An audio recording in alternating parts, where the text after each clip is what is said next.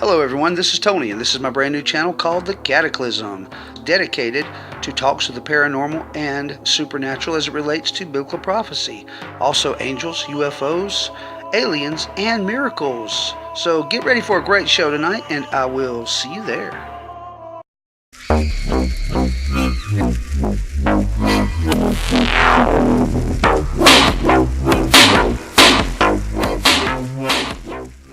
Hello guys.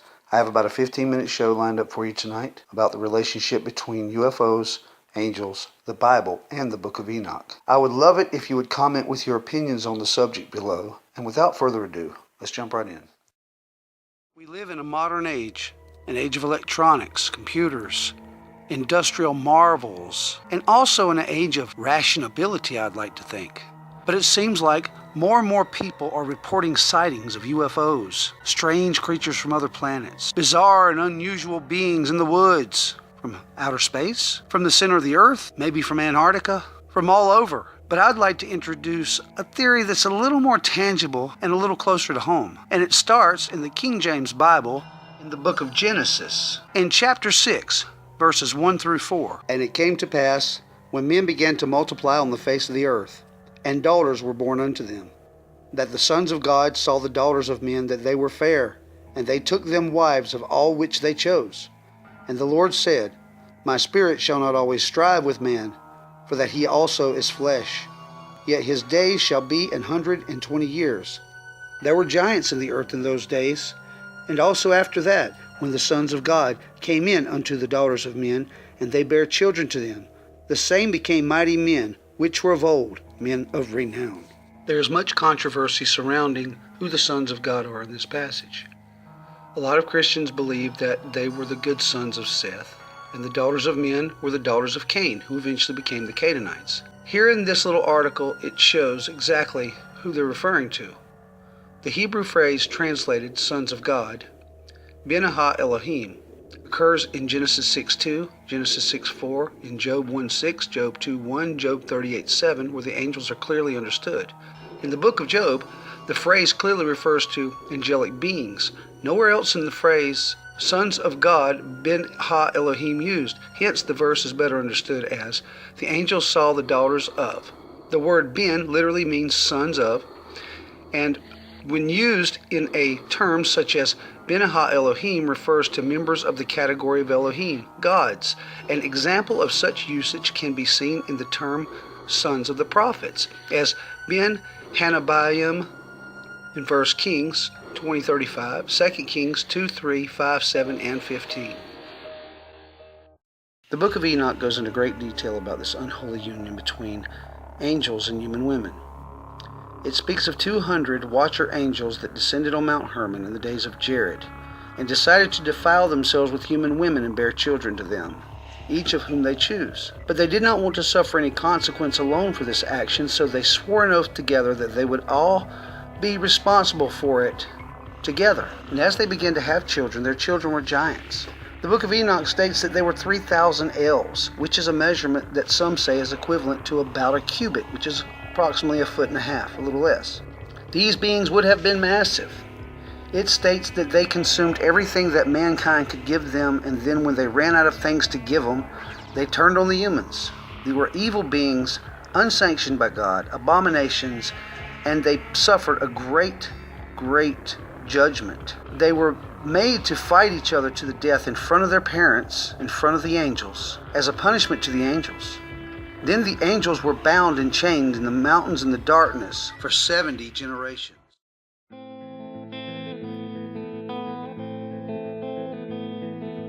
Everybody knows the storm is coming fast. The day will soon be here, when those who are caught unprepared will be the first to fall. That much is clear. So on that fateful day when it all hits the fan, can you stand your ground and survive while there's people crying, people dying everywhere around?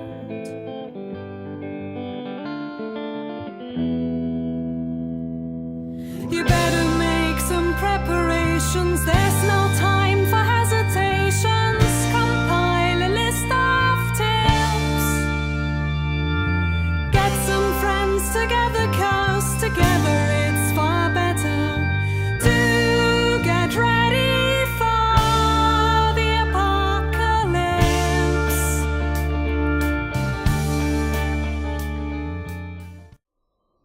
I was about 10 years old, I had a very vivid dream. The giant UFO landed on the highway, on the hill. A giant stairwell came down out of the door with a giant light shining out. And a voice in my head said, "Go towards the light." It wasn't from my ears, it was in my head. And I knew that in my dream, and I looked around and people were coming out of their houses like zombies just walking towards this UFO. And I woke up. And in my mind, as I was waking up, I was envisioning and thinking about fallen angels flying these craft. And at the time, I'm 45 years old. People didn't talk about that kind of stuff then.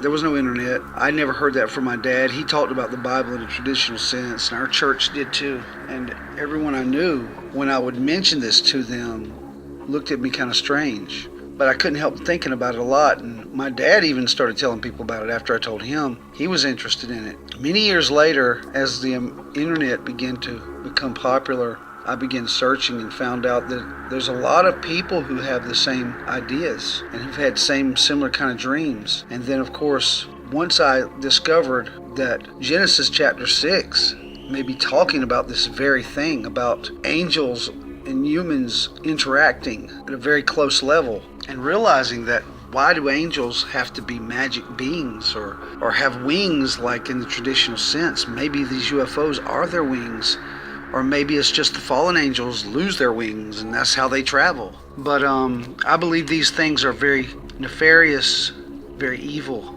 and they're not from outer space, but from right here. They've been here all along, ever since the earth began. Remember, the devil was in the Garden of Eden and tempted Adam and Eve. And I see them as highly intelligent beings, not magical, harp players that fell off a cloud. I see them as malevolent beings that would like nothing more than to see humanity destroyed. We are definitely living in a unique time period. And I personally believe that we're living in the last generation of the earth, which is spoken of in the Bible and in the book of Enoch. But if we turn once again to the King James Bible in Luke chapter 21, 25 through 26, "And upon the earth distress of nations, with perplexity, the sea and the waves roaring, men's hearts failing them for fear, and for looking after those things which are coming on the earth.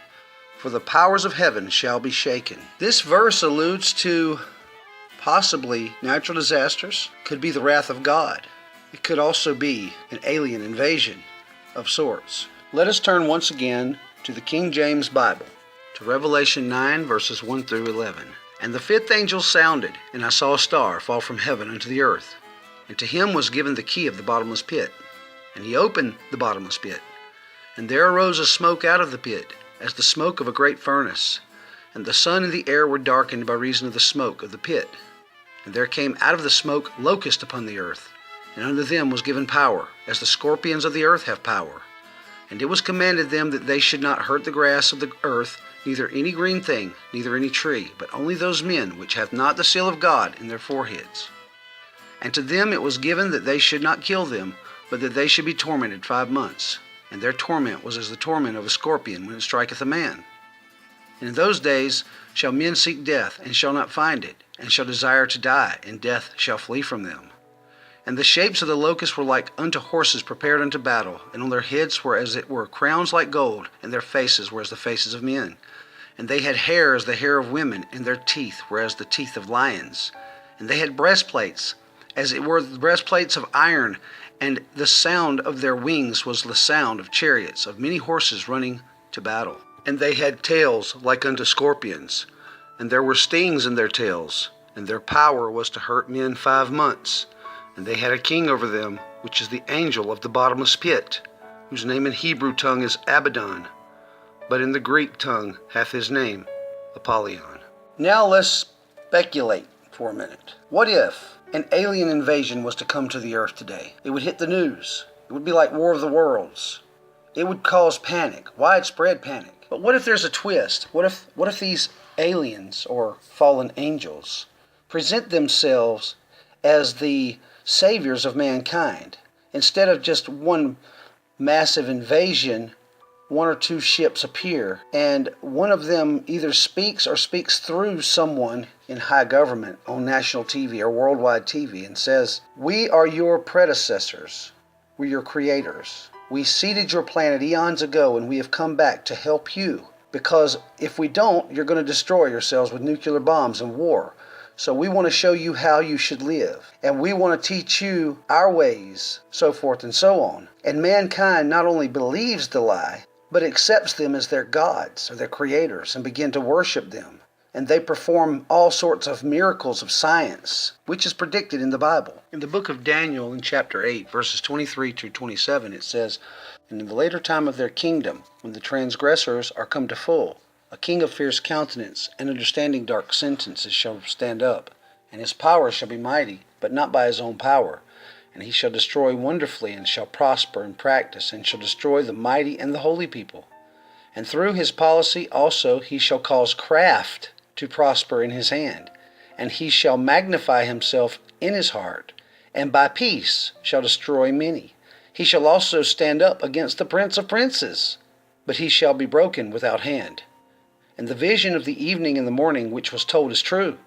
Wherefore shut thou up the vision, for it shall be for many days." And also in Matthew 24, verse 24, "For there shall arise false Christs and false prophets, and shall show great signs and wonders, insomuch that if it were possible, they shall deceive the very elect." In Daniel, there's a king of fierce countenance and understanding dark sentences, who shall have mighty power, but not of his own power, who shall destroy wonderfully, and shall prosper, practice, and destroy the mighty and holy people. But in Matthew, it's false Christs, false prophets, who shall show great signs and wonders, that if it were possible, should deceive the very elect.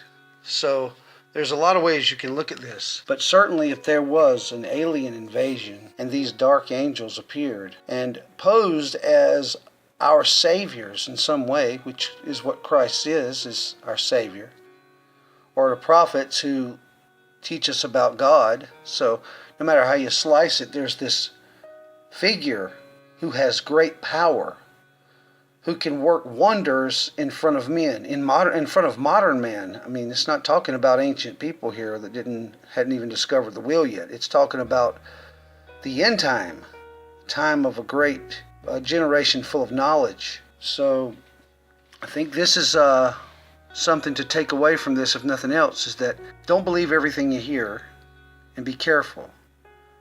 Because I know the dream I had when I was 10 meant something. And at a very minimum, I'm not just going to fall for anything coming to the earth. I hope you guys have enjoyed this video and have taken something from it. And if you liked it, please subscribe and share. And give it a thumbs up. Oh yeah, and if you guys have any pictures or videos of anything paranormal, or any kind of UFO, or anything that can't be explained, and would like to see them on one of these videos, send them to me at thecataclysm@yahoo.com, and I will try to get them up as quickly as possible. I may not get to all of them, but I'll put up as many as I can at some point or another. So send those in, and you guys have a wonderful day, and thanks for watching.